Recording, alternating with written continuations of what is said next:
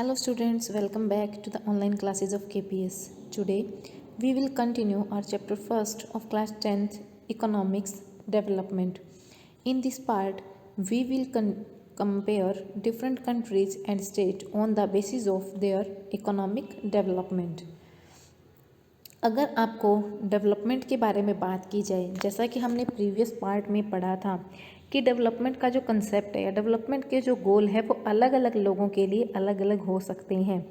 तो डेवलपमेंट जो है उसका मतलब हमारे लिए अलग अलग चीज़ें हो सकती है। कुछ कंट्रीज़ जो है वो उनको डेवलप्ड कहा जाता है और कुछ कंट्रीज़ को जो है डेवलपिंग या फिर जो अंडर डेवलप्ड है वो कहा जाता है। ऐसा क्यों, हम ये जाने इससे पहले हम कुछ दूसरे क्वेश्चंस को पहले कंसिडर करेंगे जिनसे कि हमें इस क्वेश्चन तक पहुंचने में थोड़ा इजी रहेगा। हम जो है अलग अलग चीज़ों को कैसे कंपेयर करते हैं, उनमें किस प्रकार से हमें सिमिलैरिटीज़ नज़र आती है, समानताएं नज़र आती है और उसी के कंपैरिजन में कैसे हमें उनमें डिफरेंसेस नज़र आते हैं। हम एक एस्पेक्ट को फॉलो करते हैं, वो क्या है, हम उनको कंपेयर करते हैं। वो कैसे करते हैं, किस एस्पेक्ट के बेसिस पर करते हैं। अब मान लो अगर हम क्लास के स्टूडेंट का एग्जाम्पल ले लें तो उससे भी हम इसका पता लगा सकते हैं कि हम क्लास के अलग अलग स्टूडेंट्स को हम कैटेगराइज कर देते हैं। ये बच्चा स्टडीज़ में बहुत अच्छा है, ये थोड़ा एवरेज है, इसको अभी और इम्प्रूवमेंट की ज़रूरत है। तो हम ये चीज़ें कैसे समझते हैं, बच्चों को कंपेयर किस प्रकार से करते हैं। पहला, वो बच्चे अपने हाइट, हेल्थ, अपने टैलेंट और अपने इंटरेस्ट के बेस पर अलग अलग होते हैं। कुछ बच्चे हाइट में आपको लंबे नज़र आएंगे, कुछ हाइट में आपको छोटे नज़र आएंगे। कुछ हेल्दी होते हैं तो कुछ लीन होते हैं। कुछ एक टैलेंटेड होते हैं तो कुछ के इंटरेस्ट अलग होते हैं। किसी को ड्राइंग पेंटिंग में इंटरेस्ट है, किसी को सिर्फ और सिर्फ स्टडीज़ में इंटरेस्ट है, किसी को डांस और म्यूज़िक में इंटरेस्ट है। तो क्लास के अलग अलग स्टूडेंट्स की कैटेगरी भी अलग अलग होती है। लेकिन मान लो सबसे हेल्दी स्टूडेंट है क्लास का, ये ज़रूरी तो नहीं है कि वही सबसे ज़्यादा पढ़ाकू हो क्लास के अंदर, वही सबसे ज़्यादा स्टूडियस हो, ऐसा नहीं होता। या फिर जो सबसे ज़्यादा इंटेलिजेंट स्टूडेंट है क्लास का, वो ज़रूरी तो नहीं है ना कि सभी के साथ फ्रेंडली हो सकता है कि वो थोड़ा इंट्रोवर्ट हो, उसके कुछ ही फ्रेंड्स हो। तो इसके बेसिस पर हम स्टूडेंट को कंपेयर कैसे करते हैं, हम कौन सा क्राइटेरिया यूज़ करते हैं जिससे कि हम ये कंपैरिजन के पर्पस को पूरा करते हैं। तो हम इसके लिए अलग अलग क्राइटेरिया यूज़ करते हैं कि हम जैसे किस प्रकार से एक स्पोर्ट्स टीम बनाते हैं, या फिर हम डिबेट टीम बनाते हैं, या फिर म्यूज़िक टीम, या फिर एक पिकनिक टीम ऑर्गेनाइज करते हैं। इससे हमें पता लगता है कि स्पोर्ट्स टीम में जो बच्चा आएगा उसको स्पोर्ट्स में इंटरेस्ट है, डिबेट टीम में जो बच्चा आएगा उसको स्टडी में इंटरेस्ट है, म्यूज़िक टीम में जो बच्चा आएगा उसको डांस एंड म्यूज़िक में इंटरेस्ट है, और पिकनिक टीम में जो बच्चा आएगा उसका क्या है कि वो थोड़ा सा ट्रैवलिंग को पसंद करता है। लेकिन इसके भी अगर कुछ पर्पजेज़ हैं, जैसे कि अगर हमें बच्चे की क्राइटेरिया को चूज़ करना है तो हमें बच्चे का सिर्फ ये नहीं है कि कोई बच्चा इंटेलिजेंट है तो अच्छा है, कोई स्पोर्ट्स में अच्छा है तो अच्छा है। हमें सिर्फ इन्हीं चीज़ों को ध्यान में नहीं रखना होता। एक क्लासरूम के अंदर हमें बच्चे की ऑल राउंड डेवलपमेंट के बारे में सोचना होता है। CCE पैटर्न यही बात कहता है, कॉम्प्रिहेंसिव एंड कंटिन्यूअस इवेल्युएशन जो है वो यही बात कहता है कि बच्चे की सिर्फ एक तरफा डेवलपमेंट नहीं हो कि कोई स्टडी में अच्छे उसको सिर्फ स्टडी में लगाओ, कोई स्पोर्ट्स में अच्छे उसको सिर्फ स्पोर्ट्स में लगाओ। नहीं, बच्चे की ऑल राउंड डेवलपमेंट में ध्यान दिया जाना चाहिए। तो क्या हम ये कर सकते हैं, और हम कर सकते हैं तो कैसे कर सकते हैं। यूजुअली हम क्या करते हैं, एक या उससे ज़्यादा कैरेक्टरिस्टिक्स जो है, विशेषताएं जो किसी व्यक्ति की, वो ले लेते हैं और उन्हीं के बेसिस पर हम उसको कंपेयर करते हैं। और यही नहीं, हम जो है डिफरेंस जो हमारे होते हैं कैरेक्टरिस्टिक्स में, वो भी हमें अलग अलग नज़र आते हैं जिनके बेसिस पर हम कंपैरिजन करते हैं। जैसे कोई बच्चे के अंदर फ्रेंडलीनेस है, या फिर किसी के अंदर कोऑपरेशन की स्पिरिट है, किसी के अंदर क्रिएटिविटी है, या फिर किसी के अंदर मार्क्स सिक्योर्ड है। तो ये क्या है, अलग अलग कैरेक्टरिस्टिक्स होती है अलग अलग बच्चों की। This is true of development too, और यही डेवलपमेंट के लिए भी बिल्कुल सही है। कंट्रीज़ को कंपेयर करना, यहाँ हमने सिर्फ क्लास के स्टूडेंट्स को कंपेयर किया, जैसा कि हमने एग्जाम्पल देखा कि यहाँ पे कंपैरिजन किया गया क्लास के स्टूडेंट्स को, उनकी इंट्रोवर्ट, एक्सट्रोवर्ट, फ्रेंडली, क्रिएटिविटी, कौन सी उनकी इंटरेस्ट है, हॉबीज़ है, किस प्रकार की उनकी पर्सनैलिटी है, उसके बेसिस पर हमने बच्चों को क्या किया, कंपेयर किया। और इसी की तरह से हम कंट्रीज़ को कंपेयर करते हैं। उनकी इनकम जो कंसिडर की गई है वो सबसे इम्पोर्टेंट एस्पेक्ट होता है किसी भी कंट्री को आपस में, किन्हीं दो कंट्रीज़ को या फिर दो से ज़्यादा कंट्रीज़ को आपस में कंपेयर करने के लिए। वो कंट्रीज़ जिनकी इनकम हायर है वो मोर डेवलप्ड कंट्री होती हैं, किसके कंपैरिजन में, जिनकी इनकम कम है उनके कंपैरिजन में। ये जो है एक अंडरस्टैंडिंग है कि मोर इनकम मीन्स, इसका मतलब क्या है, किसी कंट्री की इनकम ज़्यादा है, इसका मतलब है कि ह्यूमन बीइंग की नीड जो है या ज़रूरतें जो है वो पूरी हो रही है, लोगों को जो पसंद है उनके पास शायद वो अवेलेबल है। और अच्छी इनकम का मतलब क्या है कि अगर इनकम अच्छी है तो जो चीज़ उन्हें पसंद होती है या फिर जो चीज़ वो चाहते हैं वो चीज़ों को वो अपनी लाइफ में ला सकते हैं। तो ज़्यादा इनकम मतलब कि एक जो है उनकी लाइफ का इम्पोर्टेंट गोल वही है कि ज़्यादा इनकम करना, ज़्यादा इनकम लाना और उसी के बेसिस पर अपनी नीड्स को पूरा करना। कंट्री की इनकम क्या होती है? कंट्री की इनकम जो है वो कंट्री के अंदर जितने भी सिटीजन्स हैं, रेजिडेंट्स जो है कंट्री के अंदर जितने भी, उन सभी की इनकम से इसका इनकम निकाला जाता है और इन्हीं से हमें कंट्री की टोटल इनकम के बारे में पता लगता है। अगर हमें कंट्रीज़ की टोटल इनकम जो है वो उसको यूज़फुल मेजर से हमें जानना है कि कंट्रीज़ की जो इनकम है उसके अंदर कंपैरिजन कैसे किया जा सकता है, तो हमें इसके लिए कुछ यूज़फुल मेजर्स को अपनाना पड़ेगा, कोई अच्छे तरीके ढूंढने पड़ेंगे। अलग अलग कंट्रीज़ की पॉपुलेशन अलग अलग होती है। टोटल इनकम जो है हमें एवरेज पर्सन की जो है अर्निंग है वो बताती है, मतलब कि सिर्फ ये नहीं कि रिच की इनकम कितनी है, नहीं, जब हम किसी कंट्री की इनकम निकालते हैं तो हम उस रिच पर्सन की इनकम को लेकर नहीं चलते क्योंकि वो तो ऑलरेडी रिच है। हम क्या होता है, कोई एवरेज पर्सन जो होता है, औसत जो है, मतलब ना वो मिडिल क्लास है, ना वो लोअर क्लास है, ना वो हायर क्लास है, एक एवरेज है, वो उसकी इनकम को लेकर चलती है कि वो पर डे इनकम या फिर उसकी मंथली इनकम या फिर ईयरली इनकम कितनी है, और उसी के बेसिस पर कंट्री की इनकम निकाली जाती है। क्या हम ऐसा मान सकते हैं कि एक कंट्री के कंपैरिजन में दूसरी कंट्री के जो लोग हैं उनको बेटर मिलता है, उनकी लाइफ थोड़ी बेटर है? अगर हम एवरेज इनकम की बात करें तो ये कंट्री की एवरेज इनकम होती है जिसे कि इसकी टोटल पॉपुलेशन से डिवाइड किया जाता है। एवरेज इनकम को पर कैपिटा इनकम, प्रति व्यक्ति आय भी कहा जाता है। वर्ल्ड डेवलपमेंट रिपोर्ट के अकॉर्डिंग वर्ल्ड बैंक जो है वो क्राइटेरिया यूज़ किया गया है कंट्रीज़ को क्लासिफाई करने के लिए। कंट्रीज़ जिनकी प्रति व्यक्ति आय पर कैपिटा इनकम जो है वो US डॉलर के अकॉर्डिंग 12,056 पर एनम है। अबोव 2017 के न्यूज़ है कि 12,056 पर एनम या फिर इससे अबोव भी हो सकती है, उसे रिच कंट्री कहा जाता है। और जो जिनकी पर कैपिटा इनकम, प्रति व्यक्ति आय जो है US डॉलर के अकॉर्डिंग 955 या फिर इससे लेस है तो उसे लो इनकम की कंट्रीज़ कहा जाता है। ध्यान रखना, रिच कंट्री कौन सी है? जहाँ per capita income US dollar के अकॉर्डिंग 12,056 पर एनम या फिर इससे ज़्यादा है, और ये रिपोर्ट 2017 की है। और जिन कंट्रीज़ की per capita income US dollar के अकॉर्डिंग 955 या फिर इससे भी कम है तो उन्हें जो है वो लो इनकम वाली कंट्रीज़ कहा जाता है। इंडिया जो है वो लो मिडिल इनकम कंट्रीज़ में आता है क्योंकि इसकी पर कैपिटा इनकम 2017 में सिर्फ और सिर्फ US डॉलर के अकॉर्डिंग 1,820 पर एनम थी। रिच कंट्रीज जिसके अंदर एक्सक्लूडिंग कंट्री जो कि मिडिल ईस्ट की है या फिर कुछ स्मॉल कंट्रीज़ है, अगर हम मिडिल ईस्ट की या फिर कुछ स्मॉल कंट्रीज़ को निकाल दें तो जनरली जो है जो रिच कंट्रीज़ है उसे डेवलप्ड कंट्री कहा जाता है। डेवलप्ड कंट्री का मतलब है कि जिसकी पर कैपिटा इनकम ज़्यादा है, तो इसका मतलब वहाँ के लोग जो है वो प्रोग्रेस कर रहे हैं, अपने नीड्स को पूरा कर रहे हैं और इसीलिए वो कंट्री डेवलप्ड यानी विकसित कंट्री है। Next is income and other criteria.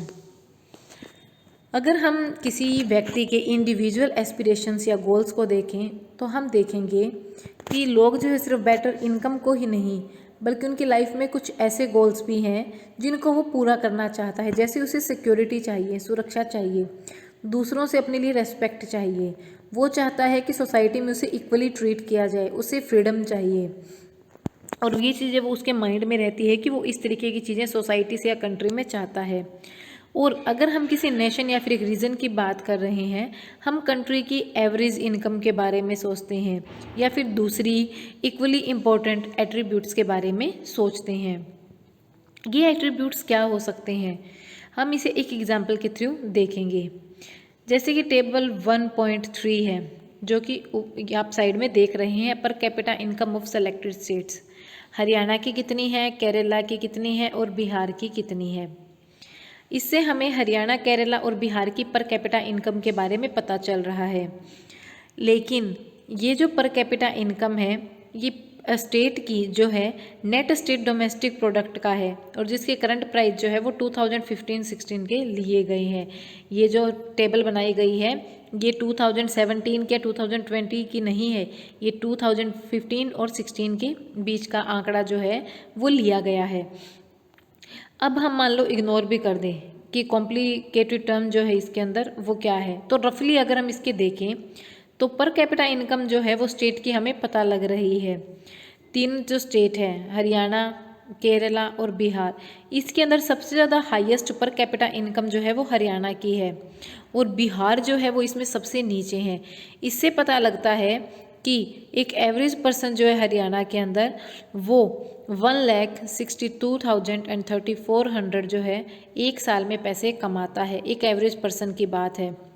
और बिहार के अंदर सिर्फ और सिर्फ 31,454 जो पर पर्सन की इनकम है वो पर ईयर रहती है। तो पर कैपिटा इनकम जो है वो एक प्रकार से डेवलपमेंट के मेजर के रूप में, कि डेवलपमेंट को किस प्रकार से मापा जाए, तो इसके लिए पर कैपिटा इनकम को लिया जाता है। हरियाणा जो है उसे सबसे ज़्यादा डेवलप्ड माना गया है, और बिहार जो है वो अभी डेवलपिंग स्टेट की कंट्री में है, वो अभी तक डेवलप नहीं हो पाया है, वो अभी तक इसकी प्रोसेस में है। और इसी तरीके से कुछ और डाटा नीचे हरियाणा, केरला और बिहार का दिखा रखा है। लिटरेसी रेट की अगर हम बात करें, या फिर हम रेशियो की बात करें 14 to 15 ईयर्स की एज में, या फिर इन्फेंट मोर्टेलिटी की बात करें, तो वो सब रेशियोज दिखाए गए हैं। इन्फेंट मोर्टेलिटी रेट क्या है, IMR, कि बच्चे जो है जिनकी संख्या दिखा रखी है जो कि 1 साल का होने से पहले ही जो जिंदा नहीं रहते, और ये जो रेशियो है वो 1000 में लिया गया है कि 1000 बच्चों के ऊपर कितने बच्चे जो है वो 1 साल का होने से पहले ही किसी पार्टिकुलर ईयर जो है वो एक्सपायर हो गए। तो इसके अंदर सबसे कम अगर देखा जाए तो केरला का है, और सबसे ज़्यादा अगर देखा जाए तो वो भी बिहार के अंदर है। सेकंड आपका कॉलम है लिटरेसी रेट का। लिटरेसी रेट का मतलब है कि कितने जो है वो पढ़े लिखे लोग हैं वहाँ पर। तो इसके अंदर अगर हम देखें तो सबसे ज़्यादा जो है वो 94 केरला के अंदर है, कि 100 में से कितने लोग जो है वो पढ़े लिखे हैं। तो केरला के अंदर 100 में से 94 लोग जो है वो एजुकेटेड मिलते हैं। फिर है नेट अटेंडेंस रेशियो, ये टोटल नंबर है बच्चों का 14 से 15 एज ग्रुप का, कि वो कितने बच्चे स्कूल को अटेंड कर रहे हैं और इसी ग्रुप के कितने बच्चे स्कूल को अटेंड नहीं कर पा रहे हैं। तो इसके अंदर अगर हम देखें तो 83% बच्चे जो है केरला के अंदर वो एजुकेशन लेते हैं, और इसके अंदर भी सबसे कम रेशियो जो है वो बिहार का है। इस टेबल से हमें क्या पता चला कि फर्स्ट कॉलम जिसके अंदर 1000 बच्चों में से अगर 1000 बच्चे जन्म लेते हैं तो उसमें से 1 साल को पूरा करने से पहले पहले कितने बच्चे जो है उनकी डेथ हो जाती है।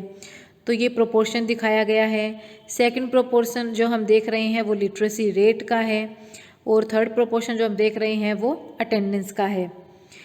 लेकिन अगर हम बात करें तो कितना पेनफुल रहता होगा पेरेंट्स के लिए, उनके गार्जियन के लिए, अगर ये डाटा अगर हम देख रहे हैं वो उन तक अगर जाता है जिन पेरेंट्स के ऊपर ये सिचुएशन आती है। ये 2016 का है। हम पुराने टाइम की अगर बात नहीं करें तो अभी भी आज़ादी को नियर अबाउट 70 ईयर्स हो गए हैं, और जितनी भी हमारी मेट्रो सिटीज़ हैं जिसके अंदर अच्छी अच्छी बिल्डिंग्स हैं, शॉपिंग मॉल्स हैं, वो हम देख रहे हैं। लेकिन इन्फेंट मोर्टेलिटी रेट जो है वो अभी भी इन बड़ी बड़ी सिटीज़ में भी कम नहीं हुआ है। लास्ट कॉलम जो है टेबल के अंदर 1.4, उसे हमें 14 to 15 ईयर्स के बच्चों के बारे में पता लगता है जो कि स्कूल अटेंड नहीं करते। तो बिहार के अंदर ये रेशो सबसे ज़्यादा है, सबसे ज़्यादा आंकड़ा है जहाँ पर बच्चे सबसे कम स्कूल अटेंड करते हैं क्लास 8 तक।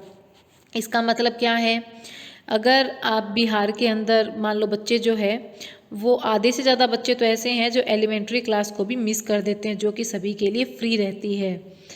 तो अगर कोई स्कूल ही नहीं जाएगा तो फिर स्कूल है किस लिए। लेकिन इसी के साथ साथ हमें इस टेबल को अच्छे से पढ़ के ये जानने की कोशिश करनी चाहिए कि ऐसा हो क्यों रहा है आखिर, कि बच्चे जो है या पेरेंट्स जो अपने बच्चों को स्कूल नहीं भेज रहे हैं। तो इसके अंदर आता है अब पब्लिक फैसिलिटीज़। एक एवरेज पर्सन जो है हरियाणा के अंदर, उसकी इनकम जो है वो केरला के एवरेज पर्सन से ज़्यादा है। लेकिन इसका जो है वो इसके पीछे का रीज़न क्या है, रीज़न है कि हमारे पॉकेट में जो मनी है उससे हम गुड्स और सर्विसेज को नहीं ले पाते हैं जिनकी कि हमें अपनी लाइफ को जीने के लिए ज़रूरत पड़ती है। इसलिए इनकम जो है अपने आप में एक एडिक्वेट इंडिकेटर जो है मटेरियल गुड्स का सर्विसेज का नहीं है जिसे सिटीज़न यूज़ करते हैं। फॉर एग्ज़ाम्पल, मनी जो है वो हमें पोल्यूशन फ्री एनवायरनमेंट नहीं दे सकती, और साथ ही साथ हमें जो है अनडल्टरेटेड मेडिसिन्स जो है वो भी हमें इंश्योर नहीं होती। उसी के साथ हम कम्युनिटी के अंदर शिफ्ट जो है इन चीज़ों का वो अफोर्ड नहीं कर पाते। मनी जो है हमें इन्फेक्शनियस डिजीज से प्रोटेक्ट कर सकती है, हमारी कम्युनिटी के अंदर हम प्रिवेंटिव स्टेप्स ले सकते हैं, लेकिन इसका मतलब ये नहीं है कि हमारी जो विशेज़ है उस हर विश को हम मनी से पूरा कर सकें। एक्चुअली जो बेस्ट वे है लाइफ को जीने के लिए, जो इम्पोर्टेंट थिंग्स है लाइफ के अंदर, वो हमें चीपेस्ट वे में मिल जाती है, जिससे कि हमें गुड्स और सर्विसेज जो है वो कलेक्टिवली प्रोवाइड हो जाती हैं। सोचो, अगर हमें कलेक्टिव सिक्योरिटी चाहिए पूरी लोकेलिटी के लिए, हर एक घर की अपनी सिक्योरिटी मैन मान लो हम नहीं लाएं। अब आप सपोज करो, एक तो आप एक पर्सनल अपना सिक्योरिटी गार्ड लाते हो अपने घर के लिए, और एक सिक्योरिटी गार्ड आता है आपके पूरी कम्युनिटी के लिए। तो अब आपको उसको पे करना है, और अगर पे करना है तो एक तो आप अपनी पर्सनली उसको पैसा दे रहे हो, और एक पूरी जो आपकी कम्युनिटी है वो मिलकर उसको पैसा दे रही हैं। तो इससे आपकी इनकम के ऊपर असर तो पड़ेगा। अगर मान लो हम किसी विलेज या लोकेलिटी की बात करें, वहाँ पर कोई स्टडी करने में इंटरेस्टेड है, लेकिन क्या वो स्टडी कर पाएगा? इसके लिए उसके पेरेंट्स के पास ऐसा इतना पैसा होना चाहिए कि वो प्राइवेट स्कूल में उसे भेज सके। सपोज करो वहाँ पे गवर्नमेंट स्कूल नहीं है, या फिर गवर्नमेंट स्कूल की उसने एजुकेशन पूरी कर ली, अब आगे की एजुकेशन के लिए उसे जाना है किसी प्राइवेट जगह पर, तो इसके लिए उनके पास पेरेंट्स के पास इतना तो होना चाहिए ना, अफोर्ड कर पाए वो कि बच्चे को कहीं बाहर पढ़ने के लिए भेज सके। तो इसलिए आप स्टडी करने के लिए तभी एबल हो पाओगे, आपके बच्चे तभी स्टडी कर पाएंगे जब गवर्नमेंट जो है वो स्कूल ओपन करेगी। और स्कूल ओपन करने के साथ साथ बच्चों को स्टडी करने का चांस अगर देना है तो उन्हें वो सारी फैसिलिटीज़ प्रोवाइड करनी पड़ेगी जो कि बच्चों के लिए ज़रूरी है। अब अगर हम बहुत सारे एरियाज़ की बात करें, बच्चे जिसके अंदर पार्टिकुलरली गर्ल्स है वो हाई स्कूलों में नहीं जा पाती गवर्नमेंट या सोसाइटी के अंदर, क्योंकि वहाँ पर गर्ल्स के लिए एडिक्वेट फैसिलिटीज़ प्रोवाइड नहीं की गई हैं, सिर्फ और सिर्फ इसीलिए। केरला जो है वहाँ पर लो इन्फेंट मोर्टेलिटी रेट है, क्योंकि एडिक्वेट प्रोविजंस जो है वो हेल्थ और एजुकेशनल फैसिलिटीज़ के लिए बनाए गए हैं। और इसी के साथ साथ कुछ स्टेट्स के अंदर पब्लिक डिस्ट्रीब्यूशन सिस्टम जो है PDS वो भी अच्छे से काम करता है। हेल्थ और न्यूट्रिशनल स्टेटस जो है लोगों का इन स्टेट्स के अंदर वो चेक किया जाता है, जिसकी वजह से उसकी सिचुएशन ज़्यादा अच्छी रहती है।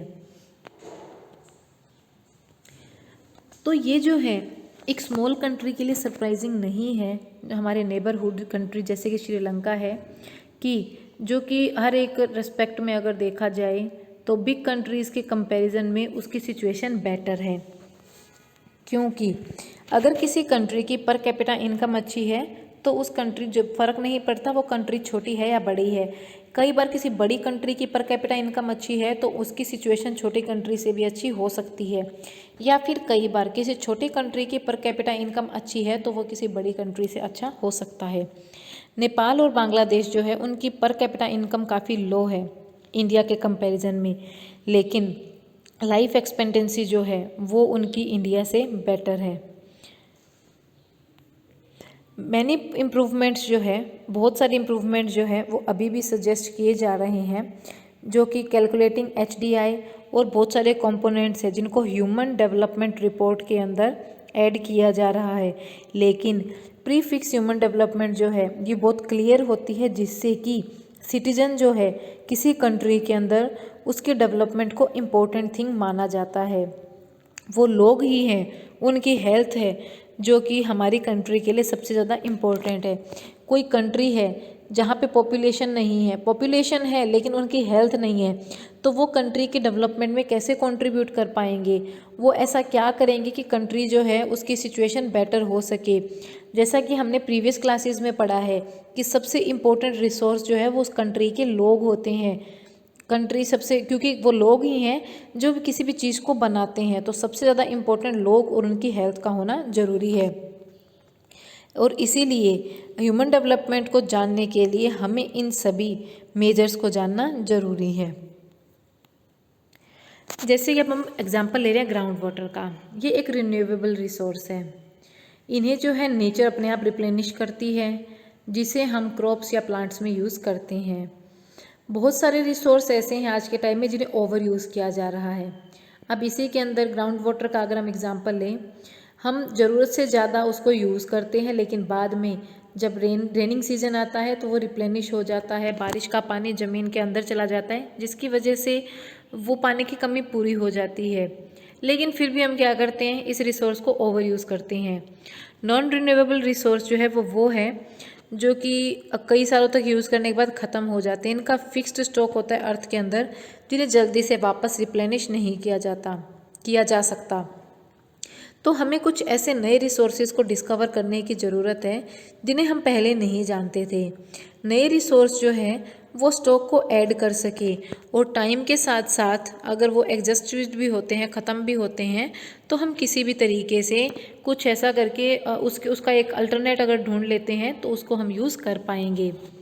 कॉन्सिक्वेंसेस जो है एनवायरमेंटल डिग्रेडेशन के, वो भी नेशनल और स्टेट बाउंड्रीज़ की रेस्पेक्ट में इतना अच्छा नहीं है। परिणाम जो है एनवायरमेंटल डिग्रेडेशन के, जो ह्रास हो रहा है हमारे पर्यावरण का, उसकी सिचुएशन अच्छी नहीं है।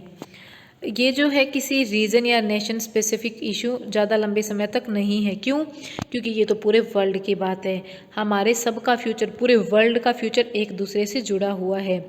सस्टेनेबिलिटी जो है डेवलपमेंट की, वो किसी एरिया के नॉलेज या फिर साइंटिस्ट, इकोनॉमिक्स, फिलोसोफर या फिर दूसरे सोशल साइंटिस्ट होते हैं, वो अगर हमारी कंट्री डेवलप कर रही है तो उसके डेवलपमेंट के अंदर साथ मिलकर काम करना ज़रूरी है। अगर जनरल बात की जाए तो डेवलपमेंट का जो क्वेश्चन है और प्रोग्रेस जो है वो पेरेनियल है, एक साथ चलते हैं डेवलपमेंट और प्रोग्रेस।